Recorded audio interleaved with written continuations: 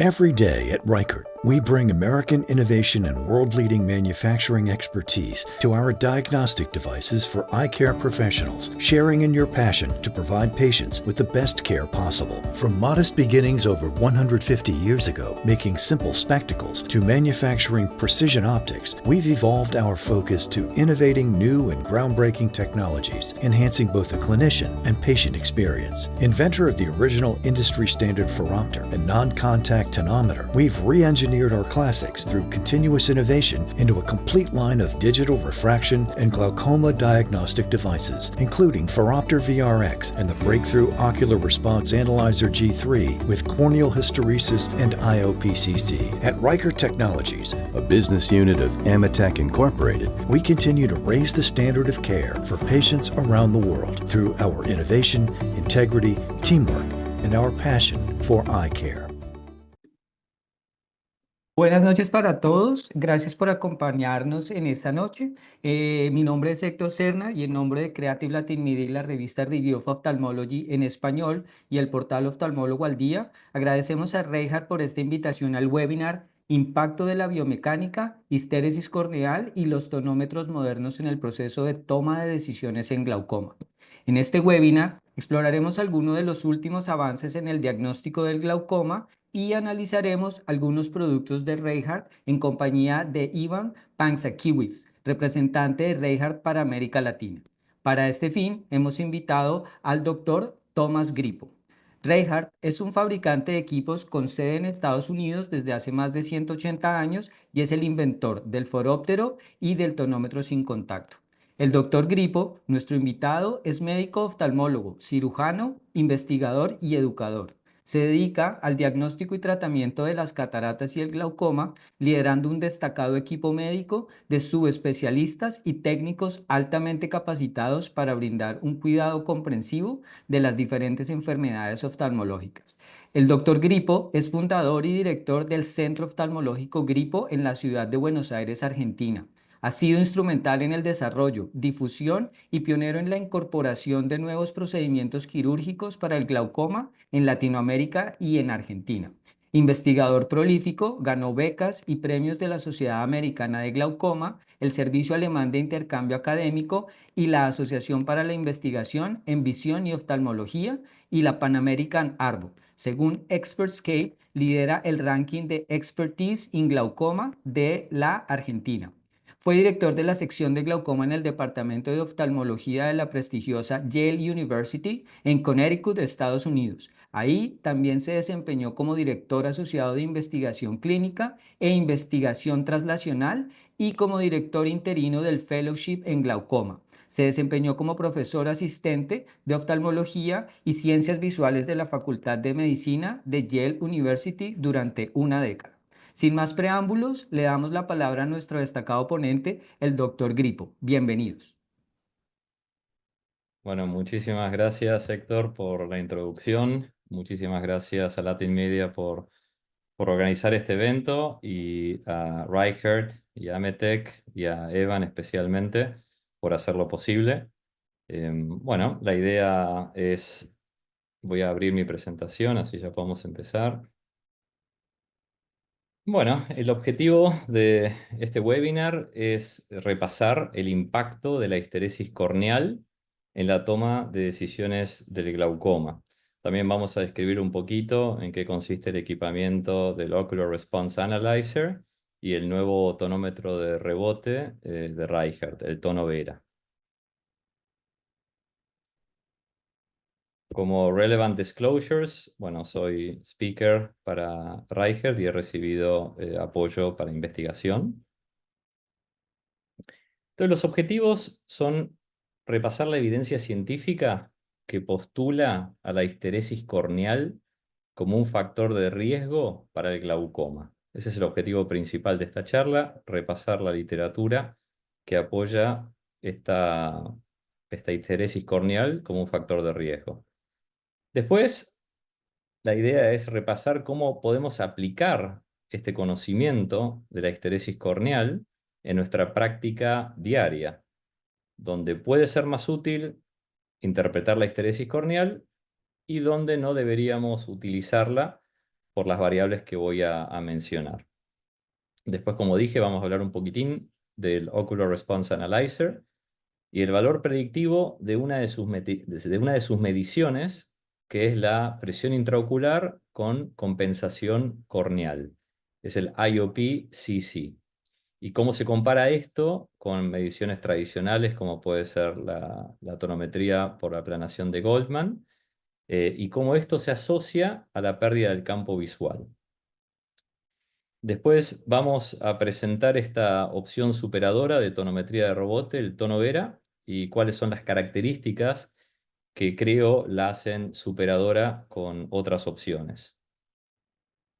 Entonces, cuando pensamos en factores de riesgo de glaucoma, todos estamos familiarizados con la edad avanzada como un factor de riesgo, el aumento de la relación copa-disco, una presión intraocular elevada, una desviación estándar del patrón aumentada, un PSD elevado, una córnea fina. Todos estos son factores de riesgo que aumentan la chance de que nuestros pacientes tengan glaucoma o lo desarrollen.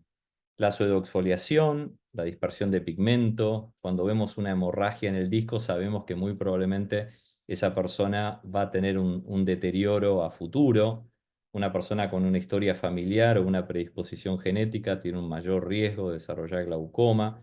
Si tenemos a alguien con un ojo contralateral con glaucoma, excluyendo glaucomas secundarios, probablemente también tiene un mayor riesgo de desarrollar un glaucoma bilateral.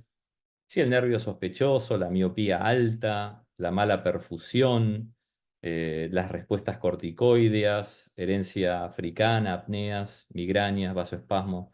Todos esos son factores que tratamos de identificar cuando evaluamos un paciente para tratar de estratificar su riesgo de tener glaucoma o de empeorar su glaucoma. ¿Qué es el fenómeno de histeresis corneal? Que en esta charla lo estamos presentando como un factor de riesgo para el glaucoma. Entonces, primero vamos a tratar de repasar un poquito en qué consiste, qué significa la histeresis corneal. Bueno, sabemos que el ojo es un continuum estructural mecánico, es un sistema viscoelástico.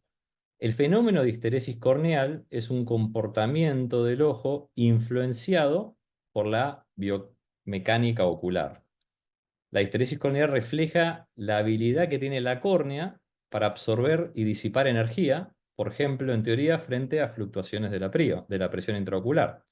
Es esa capacidad viscosa que tiene la córnea para, de alguna manera, amortiguar energía que le llega. Y se supone que esta característica de la córnea está asociada a características de la parte posterior del ojo. Y para hacer un ejemplo un poquitito más representativo, acá tenemos un video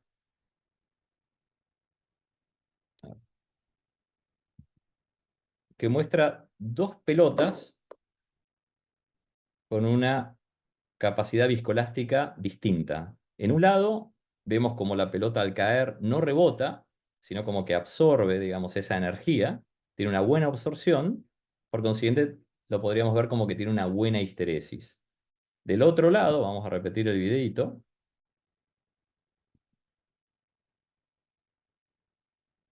Vemos que la otra pelota rebota mucho. Diríamos como que tiene una mala histeresis. Hay una mala difusión, absorción y difusión de esa energía. Por eso el rebote que tiene.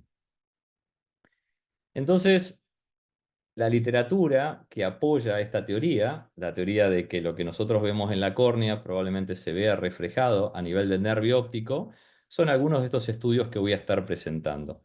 Por ejemplo, en este estudio del grupo de Davo Cabrera, lo que hicieron fue evaluar la lámina cribosa en 65 ojos con hipertensión ocular o glaucoma primario de ángulo abierto. La histeresis, o sea, la lámina cribosa donde estaba ubicada fue medida antes y después del tratamiento hipotensor. La histeresis corneal fue medida al comienzo de este estudio. Y lo que vieron es que aquellos pacientes que tenían una histeresis corneal más elevada, al disminuir la presión ocular, la lámina cribosa se engrosó y se desplazó hacia adelante, estaba como menos excavado.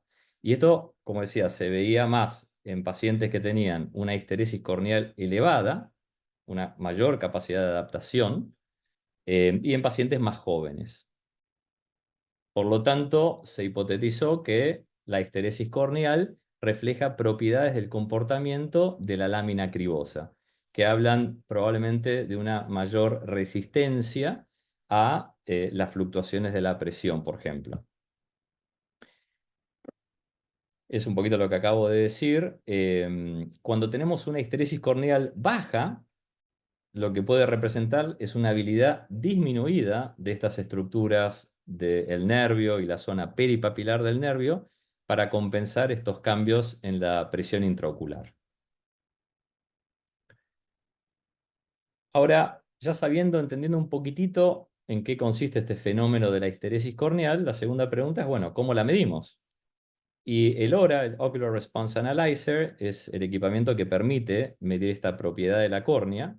Y lo que hace, y focalicemos un poco en el gráfico del lado derecho, es emana digamos, flash de aire, ¿sí? Con una presión determinada. O sea, va tirando el aire con una presión X que va aumentando y después va disminuyendo de forma controlada. Y en este eje cartesiano lo que ustedes pueden ver es esa linita roja vendría a representar eso, ¿no? La presión que va subiendo hasta que llega a un pico y después va bajando. Todo con presiones controladas. Después el equipo tiene unos láseres que se emanan hacia la córnea y esto produce un reflejo. Ese reflejo es más denso y tiene unos sensores que captan ese reflejo cuando la córnea está achatada. Y la córnea se va a achatar en dos circunstancias. A medida que el aire va subiendo, la córnea pierde la curvatura, se achata y se concava, básicamente. Y a medida que va disminuyendo el chorro de aire, la córnea se vuelve a aplanar y después vuelve a su posición original. Los sensores están midiendo esa concentración de esa luz en sus picos máximos, que es cuando la córnea está básicamente chata. Y como les decía, esa córnea se va a achatar con una presión X del paz de aire. La diferencia entre esas dos presiones es lo que nos va a dar la histeresis corneal, el valor de histeresis corneal. Este sería el screen, la pantalla del ORA, y cuando nosotros hacemos este estudio en los pacientes, obtenemos prácticamente 4 valores importantes. Una sería la histeresis corneal, que es lo que ven acá en el recuadro. Otro sería la presión intraocular símil Goldman, ¿no? Donde está achatando la córnea, tomando una presión. Y después tenemos lo que sería la presión intraocular IOP-CC, que es con un algoritmo especial que desarrolló Reichert, teniendo presente la histeresis corneal, ajustan esa presión para lo que consideran que sería un valor más realista de lo que sería la presión intraocular, ¿sí? Y después, bien abajo, tenemos eso que dice WS, que es básicamente la calidad de la curva, ¿sí? Y ahí ven un numerito en el screen que es 8, eso es una muy buena calidad, de 6 a 10 es bueno, 4 a 5 es medio en el límite y debajo de 4 habría que descartar esa medición porque no es representativa. Cuando pensamos en la histeresis corneal, el rango típico va entre 8 y 14, puede variar un poco más. Una histeresis corneal de 8 para abajo es algo que consideramos bajo. Una de 9 es más o menos borderline y 10 sería normal. Y por arriba de 10 sería ya por arriba del promedio. Igual ahora vamos a repasar un poquito más los promedios que se estudiaron en distintas poblaciones. Y hablando del IOP-CC, eso es algo que vamos a hablar bien al final de la charla. Estos son distintos estudios donde midieron en una población de gente normal cuánto daba la histeresis corneal. Y si miran ahí, el promedio global sería 10,5 más o menos. Varía un poquitito según el país, pero podemos asumir un promedio global de 10,5 y una desviación estándar de más o menos 1,5, ¿no? Y eso es importante a la hora de interpretar el valor de histeresis corneal de nuestros pacientes. Volviendo a la literatura, la histeresis corneal ha sido identificada como un factor de riesgo tanto para el desarrollo de glaucoma, o sea, la progresión de no tener glaucoma a tener glaucoma, y también para la progresión de la enfermedad. Y vamos a tratar de presentar esos estudios relevantes. Hay un montón de estudios publicados sobre este tema, pero por tema de tiempo vamos a mostrar y discutir un poquito los más representativos.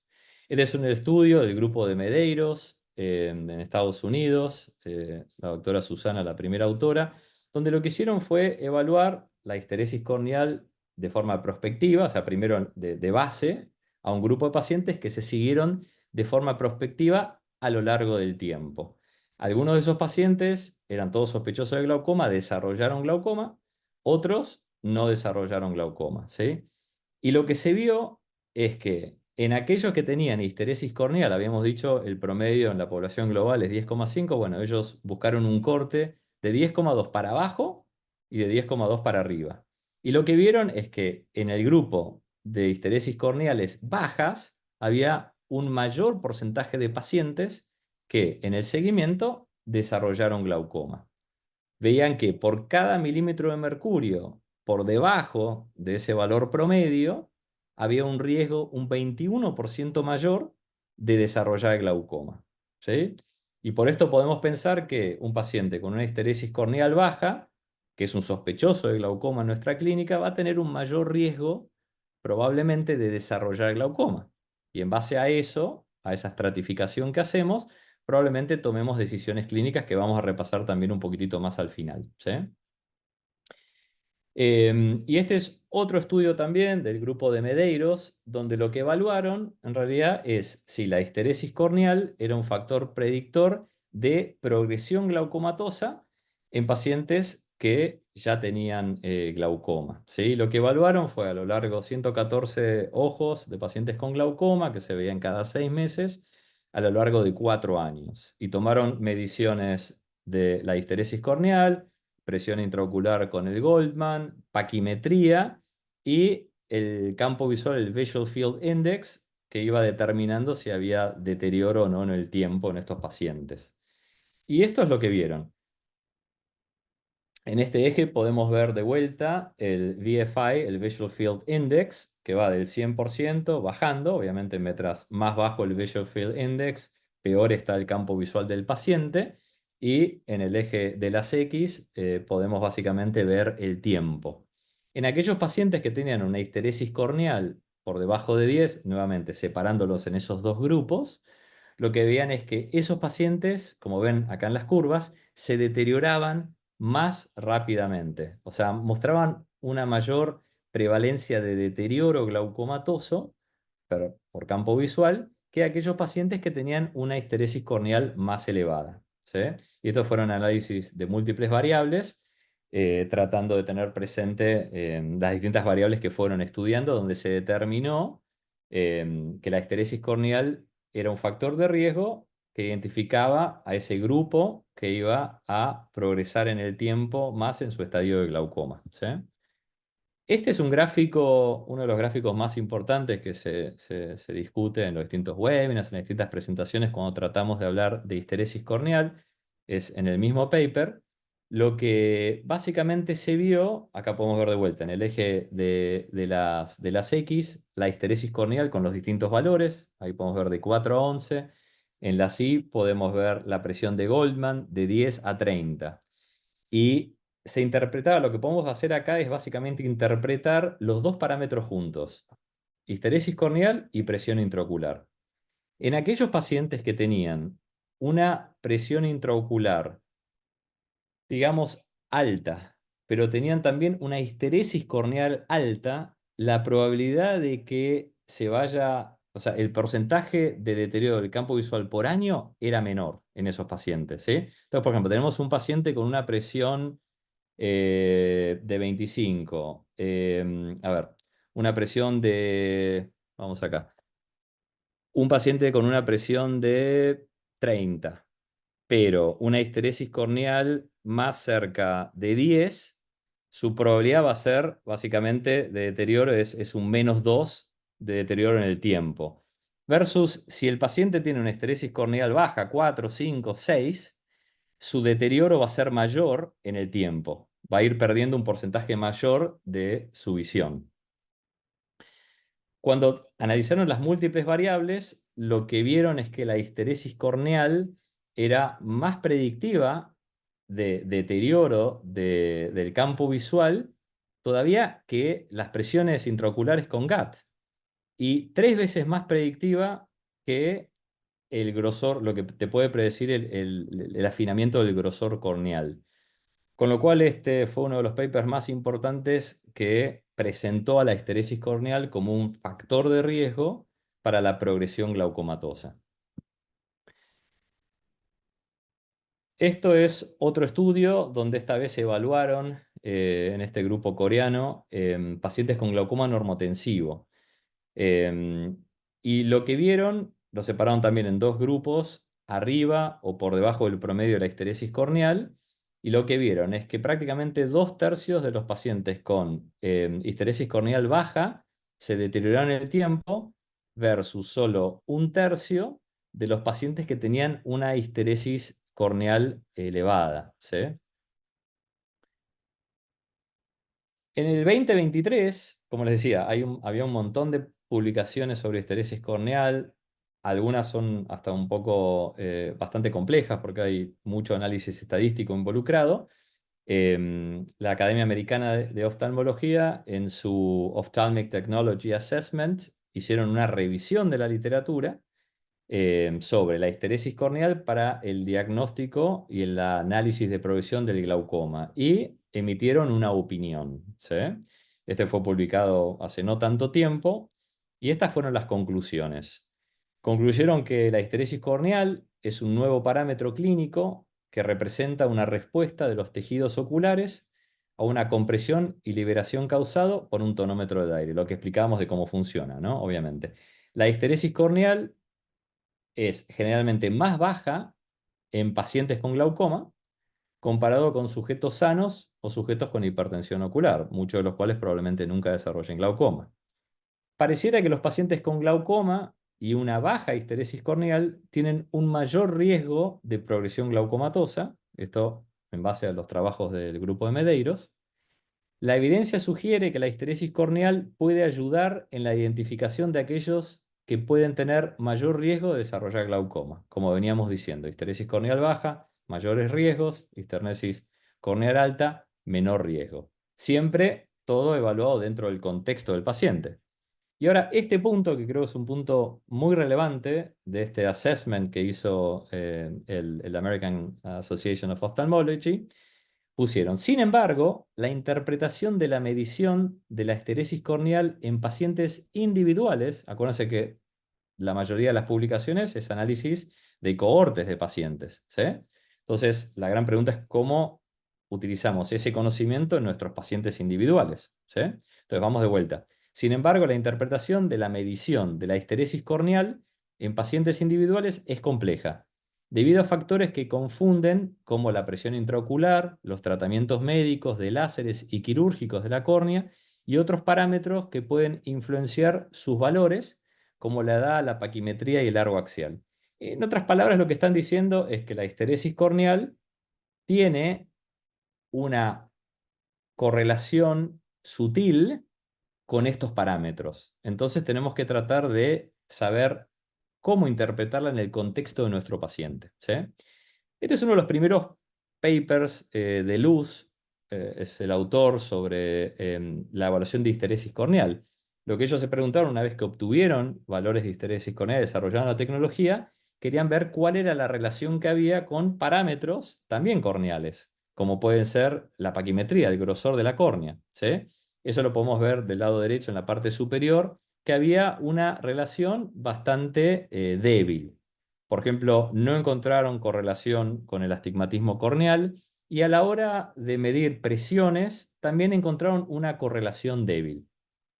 Los pacientes que han tenido una alteración de la córnea o tienen quirúrgica, LASIK, por ejemplo, o tienen una enfermedad de la córnea, como puede ser la distrofia de Fuchs o el queratocono, van a tener histeresis corneales reducidas comparados con ojos normales. Entonces eso es algo que tenemos que tener presente. Si tenemos un paciente con esas características a quien estamos evaluando por glaucoma, bueno, la histeresis corneal probablemente no va a reflejar ese comportamiento que estamos pensando que refleja en el nervio óptico y la esclera peripapilar, ¿sí? Entonces esos pacientes, como que yo me olvido de la histeresis corneal, no tengo presente el valor que me dé.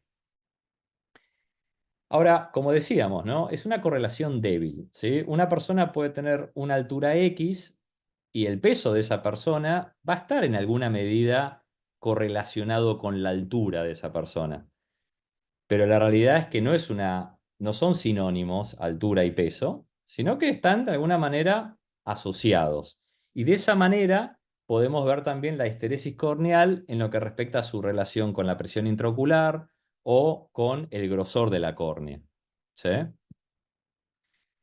Entonces, estas son quizás para mí las slides más importantes de esta charla, porque es tratar de transmitir cómo utilizar esta información en la práctica del día a día, qué es lo que se van a llevar mañana al consultorio, eh, eh, pudiendo pedir un valor de histeresis corneal e interpretando eso en el contexto de sus pacientes. Si ustedes recuerdan ese último párrafo del paper del American Academy of Ophthalmology, si nosotros reemplazamos histeresis corneal, las dos palabras, y ponemos presión intraocular o grosor corneal, va a aplicar la misma afirmación, ¿no? Porque tenemos que obviamente interpretar esos valores dentro del contexto de las múltiples variables que evaluamos en nuestros pacientes, ¿sí? Em, entonces, como decía nuevamente, es tratar de interpretar esos valores dentro del contexto de nuestro paciente, ¿sí? Ahora, cabe destacar que cuando la histeresis corneal se analizó y se comparó con presiones intraoculares o con paquimetría, por ejemplo, presentó tener un mayor valor predictivo que esas otras dos variables, presión intraocular y paquimetría, en la progresión glaucomatosa, refiriéndome nuevamente a algunos de los papers del grupo de Medeiros, ¿sí? Entonces, la histeresis corneal es en gran medida, y trato de ser un poco repetitivo en estos últimos slides, la histeresis corneal es en gran medida independiente de la presión intraocular, especialmente cuando los valores de presión están dentro de los parámetros normales o un poco más elevados, ¿sí?, que en el normal de la población. Cuando ya los valores son 28 mayores, el valor agregado de saber la histeresis corneal en ese caso no es tan crítico, no va a tener tanto impacto. Además, con presiones más altas, digamos, el puff de aire, o sea, la mecánica con la que funciona el equipo para obtener la histeresis corneal, se ve alterada. Entonces, en esos valores más elevados, o sea, 28, 30, además de que no nos aporta tanto clínicamente, a la hora de dudar o decidir qué hacer con el paciente, ¿sí? Obviamente un paciente con presiones de 30 tiene una alta chance de desarrollar glaucoma, obviamente viendo en el contexto, y tiene también una alta chance de progresar a nivel de deterioro en el tiempo, ¿no? Entonces tener un valor de histeresis corneal no es tan crítico, ¿sí? El valor de la histeresis corneal la histeresis corneal de por sí se ve menos influenciada y tiene más valor clínico para nosotros en valores dentro del rango normal a un poco más elevado, 20, 20 y pico, 22, 23, 24, ¿sí? Em, y otra cosa importante es, muchas veces pasa que la histeresis corneal se ve afectada si bajamos la presión intraocular de forma significativa en un paciente. O sea, esperen que van a ver una variación importante en la histeresis corneal. Esto puede ser por las propias cualidades de esta, digamos, de la biomecánica del ojo, o también hay algunas sospechas de que, por ejemplo, las prostaglandinas ablandan de alguna manera la córnea y pueden alterar los valores de histeresis corneal, ¿sí? Eso, algunos papers dicen que no hay relación con los tratamientos, otros que sí. Así que bueno, simplemente son cosas a tener, pequeños tips a tener presentes a la hora de darle el valor predictivo y la interpretación frente a cada uno de nuestros pacientes. Entonces, tratando de aplicarlo, bueno, habíamos dicho que la histeresis corneal promedio es de 10,5. Y si vemos la desviación estándar, es más o menos de 1,5, una desviación estándar, ¿no? Entonces, si tenemos 10,5 menos 1,5, valor de 9, bueno, digamos, debajo de 9 podemos estar bastante cómodos de considerar eso una histeresis corneal baja. Y ahí aplica que probablemente, evaluando el contexto del paciente, esa sea una histeresis corneal que quizás aumenta un poco el riesgo de que ese sospechoso de glaucoma que tenemos quizás progrese, o ese paciente que tenemos con glaucoma quizás muestre más deterioro en el tiempo. Eso va a llevar a conductas un poco más agresivas, supongo, de nuestra parte, como pueden ser seguimientos más frecuentes o iniciar tratamiento. Por ejemplo, estamos en duda, hacemos nuestro análisis de múltiples variables, la balanza nos da justito, vemos la histeresis corneal es baja, bueno, me inclino a tratar este paciente, ¿sí? Lo mismo hacia el lado opuesto. Si tenemos un paciente que tiene una esteresis corneal elevada, o sea, habíamos dicho 10,5 más 1,5, 12, de 12 para arriba, por más que tenga una presión en 22, 23, donde estamos en duda de tratar o no tratar, 24, bueno, esa histeresis corneal elevada de alguna manera nos dice que la probabilidad de que este paciente convierta hacia glaucoma es más baja que si tuviese una esteresis corneal promedio o una esteresis corneal baja, ¿no? Entonces quizás ese paciente decidamos no tratarlo, simplemente observarlo en el tiempo, ¿sí? Así que eso es un poco el impacto. Debemos pensar la histeresis corneal como pensamos hoy día la paquimetría. Hace años, ¿se acuerdan que había escalas y uno decía, bueno, un valor paquimétrico de tanto, se corrige -1, -2 milímetros de mercurio? Bueno, y después eso terminó siendo un bluff, digamos, donde había un montón de error y empezamos a ver la paquimetría del paciente como, bueno, este tiene una paquimetría promedio. Ok, no me da ninguna información si es una paquimetría promedio. Ah, no, tiene una paquimetría baja, una córnea de 4,90. Bueno, esta persona probablemente, o sea, voy a ser un poco más agresivo, ¿no? Porque probablemente la presión es más alta y tiene una chance más alta de deteriorarse. Lo contrario, si tenemos, o sea, entonces, paquimetría por debajo del promedio, paquimetría por arriba del promedio. O sea, un paciente con una presión de 22, 23, 24, con una córnea de 600, bueno, nos relajamos un poco, ¿no? O sea, el riesgo de esa persona es menor, más allá de que la presión está por arriba de lo normal. Entonces, la histeresis corneal la tenemos que pensar de esa misma manera, ¿sí? Tenemos que pensar valores de 9 y piquito a 11 y piquito, bueno, son más o menos promedio, ya de 11 para arriba, o de 8, digamos, 11, digamos, 8 para 9 para abajo, ya un poco borderline, 8 ya baja, ¿sí? Entonces lo tenemos que mirar de alguna manera, segmentarlo de esa manera. Esa es para mí la mejor forma de incorporar esta información en nuestra práctica del día a día. Entonces, esto es repasando un poquitito lo que acabo de decir, ¿no? Cuando tenemos un sospechoso de glaucoma, hacemos como siempre nuestra evaluación usual de múltiples variables. Si no podemos definir qué queremos hacer con ese paciente, la histeresis corneal no, o sea, nos va a dar un valor. Si es una histeresis corneal baja, quizá decidamos tratar al paciente, inclinar la balanza un poquito más para un lado y tratarlo o avanzar la terapia. Si es promedio y seguíamos en duda, bueno, quizás hagamos un monitoreo un poco más frecuente. Y bueno, si es una histeresis alta, quizás nos podamos relajar un poquitito y observar al paciente. Acuérdense que por cada milímetro de mercurio por debajo, digamos, del promedio, el riesgo de desarrollo de glaucoma en un sospechoso de glaucoma, en el estudio de Susana, fue un 21% superior. Bien. Lo mismo, como decíamos, con los pacientes con glaucoma, ¿no? Vemos un paciente que tiene glaucoma establecido, viene, le hacemos todos los estudios, le tomamos la presión y está medio ahí en el límite, borderline. No sabemos si tratarlo, avanzar la terapia o no. Bueno, si tiene una histeresis corneal media, mucha información no nos está dando. Si tiene una histeresis corneal alta, quizás decidamos observar.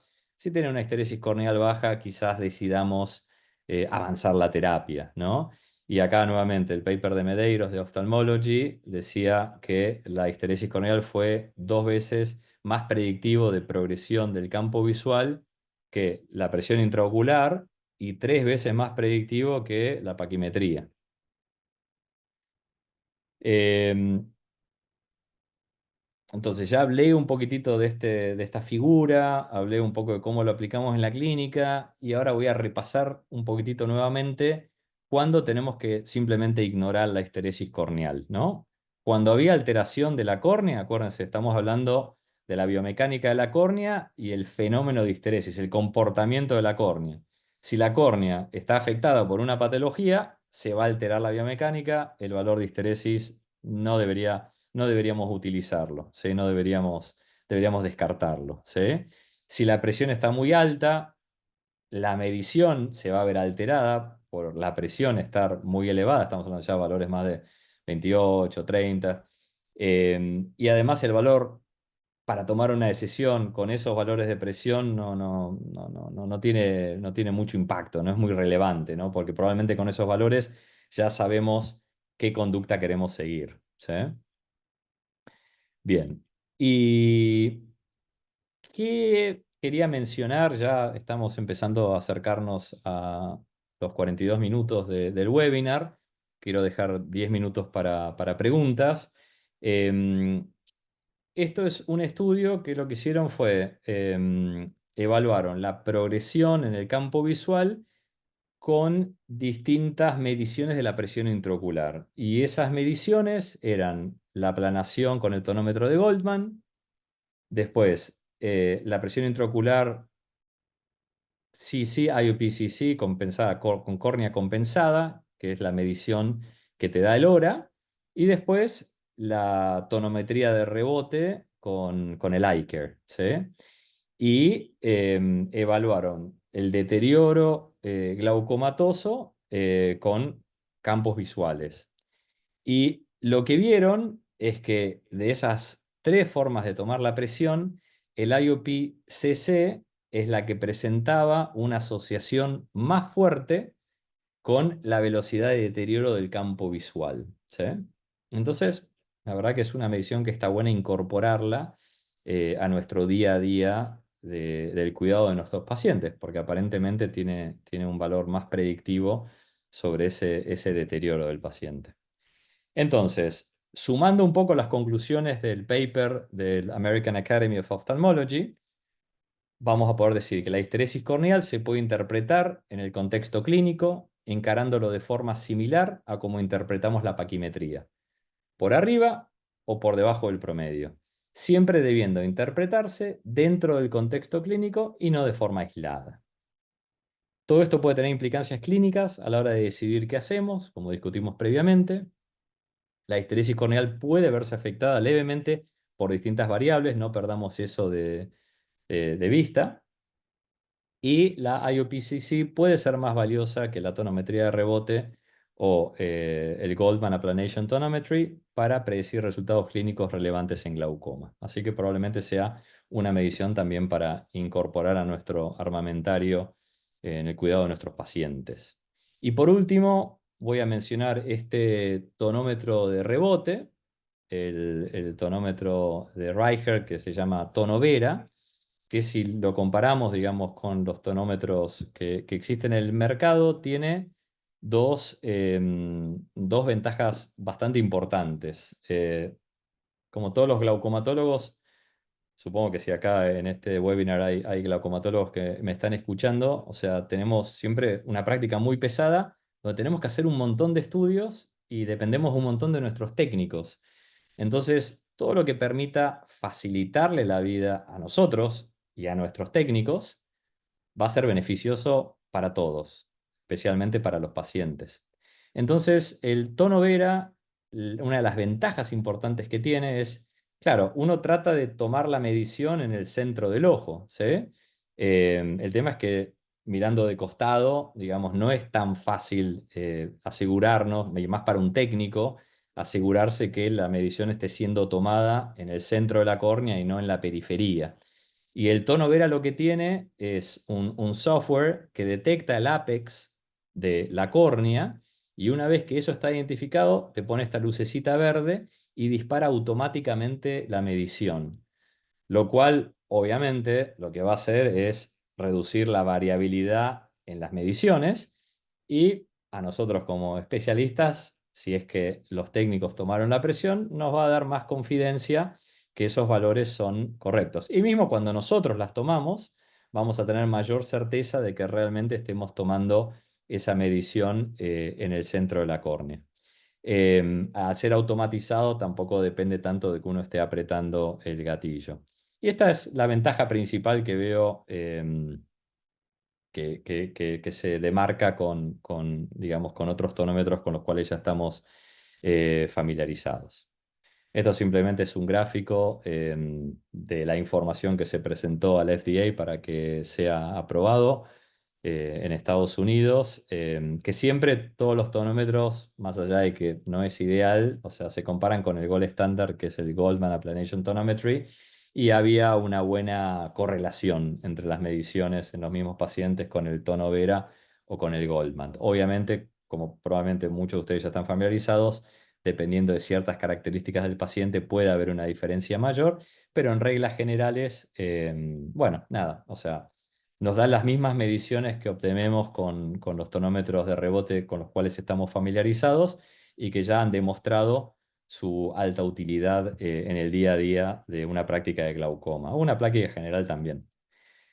Bueno, espero que hayan disfrutado del webinar. Ahora nos quedan unos minutos para repasar preguntas ante cualquier necesidad posterior al webinar. Este es mi Instagram, esta es mi email, mi información de contacto.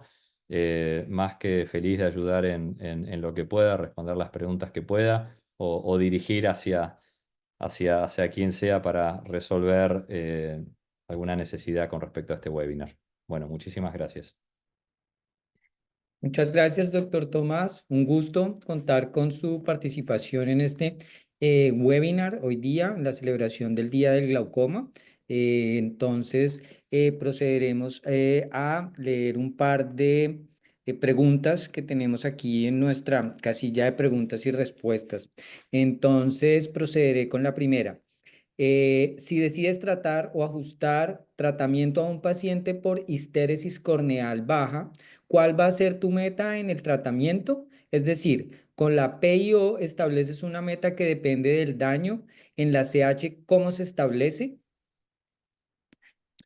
En realidad, o sea, mis presiones objetivo no las voy a determinar en base a lo que me dé la histeresis corneal. O sea, la presión objetivo, como la determinamos siempre, no va a cambiar. Ahora, si tenemos un paciente que tiene una presión, a ver, por ejemplo, le bajamos la presión un porcentaje X, ¿no? Y empieza a aparecer un 30%, imaginemos, ¿no? Que le bajamos la presión a un paciente con glaucoma normotensivo. Y estamos básicamente dudando porque el OCT empieza a mostrar cierta variabilidad hacia peor. La presión quizás no bajó ese 30% que queríamos, sino bajó un 25%. El campo visual empieza a mostrar algo que quizás hay, quizás es una expansión del defecto del escotoma, quizás no. Estamos así en duda. Ahí yo me planteo, bueno, ¿qué hago con este paciente? ¿Lo vuelvo a ver en un par de meses y veo si efectivamente esto es simplemente fluctuación de los estudios o efectivamente hay un deterioro? Bueno, puedo evaluar la histeresis corneal y si veo que el paciente tiene una histeresis corneal de 6, 7, bueno, quizás frente a esta evidencia la balanza se me incline hacia ser un poquito más agresivo. Ser un poquito más agresivo a veces que puede significar agregar una medicina, puede significar hacer un láser o puede significar quizás avanzar en una terapia más agresiva, ¿sí? Es como un factor más que pongo en la balanza a la hora de decidir a dónde voy. O sea, no va a cambiar lo que determino como presión objetivo, sino que eso, o sea, generalmente voy a encarar al paciente de la misma manera que siempre lo encaré, pero avanzar al próximo paso, la histeresis corneal me puede ayudar. En algún estudio se realizó una correlación con el OCT y la otra pregunta es si se tuvo en cuenta el estado refractivo del paciente. Generalmente, sí, sí, hay un estudio también del grupo de Medeiros, creo que Susana, la doctora Susana fue también una de las, no sé si la autora principal, donde evaluaron la capa de fibras nerviosas de la retina a lo largo del tiempo en pacientes a quienes se les había medido la histeresis corneal de base. Y tanto, como les mencionaba, con el campo visual que se documentó, digamos, esa progresión. También en aquellos pacientes que tenían una histeresis corneal más baja, se documentó un mayor deterioro en lo que respecta al daño estructural, ¿no? Al afinamiento de la capa de fibras nerviosas de la retina. Em, Esa era la primera parte de la pregunta. Y sí, generalmente, ahora no me acuerdo, digamos, en detalle, pero en la mayoría de estos estudios que presenté que están muy bien hechos, se tiene presente básicamente los pacientes que se incluyen con límites, digamos, de error refractivo, etcétera, y en los análisis complejos de múltiples variables, se trata de normalizar básicamente las distintas variables para poder aislar los efectos de variables individuales como la histeresis corneal. La siguiente pregunta, ¿cuál es su experiencia en glaucoma congénito y juvenil con respecto a la histéresis corneal y el tono Vera? Bien, glaucomas congénitos, o sea, yo no veo generalmente glaucomas pediátricos, con lo cual no tengo mucha experiencia. Em, Obviamente la tonometría de rebote en glaucomas pediátricos es recontra útil y cambió un poquitito la forma en que trabajamos con los niños o trabajan los colegas. Y después en lo que respecta a glaucomas juveniles, ya adultos, no tengo tantos como para poder, digamos, donde he medido histeresis de forma, digamos, continua a lo largo del tiempo, como para poder tener una opinión. Y en este momento no se me viene a la mente un estudio donde se evalúe eso puntualmente. Em, pero bueno, o sea, nuevamente con los glaucomas pediátricos y la interpretación de la literatura, etcétera, me mantengo un poco al margen por no tener tanta experiencia. Muy bien, doctor. Vamos a cerrar con la última pregunta y les recuerdo a todos nuestros asistentes que dentro de la página Atenea Visión vamos a tener la grabación del doctor Gripo de este webinar. Si quiere recrear nuevamente alguna parte de la presentación y oportunamente les estaremos enviando el link de la grabación, así como la respuesta de aquellas preguntas que no alcanzamos a desarrollar en esta tarde. La última pregunta la vamos a hacer es, ¿cómo afectan las distrofias corneales en la histéresis corneal? Bueno, ahí es un poco el punto que mencionaba. Cualquier patología de la córnea probablemente va a afectar la biomecánica, con lo cual la respuesta al fenómeno de histeresis corneal se va a ver alterado y no va a reflejar lo que pensamos que refleja, que es el comportamiento a nivel de las estructuras que se ven afectadas por el glaucoma, el nervio óptico, digamos, las estructuras del nervio óptico, lámina cribosa, la esclera peripapilar. Entonces yo me abstendría de buscar una interpretación o mismo de hacer una medición de histeresis corneal en esos pacientes con distrofias de la córnea. ¿Sí? Creo que todavía no tenemos evidencia como para poder hacer ninguna conclusión. Entonces, por ahora, simplemente cuando identificamos que hay un paciente con patología corneal, abstenernos de utilizar esta información. Como lo mismo para una distrofia de Fuchs, para un queratocono, ¿sí? Para un paciente que tuvo cirugía refractiva. O sea, todos esos pacientes no están dentro de las cohortes estudiadas como para imponer, digamos, para trasladar estas conclusiones que mencioné en el webinar a ese grupo.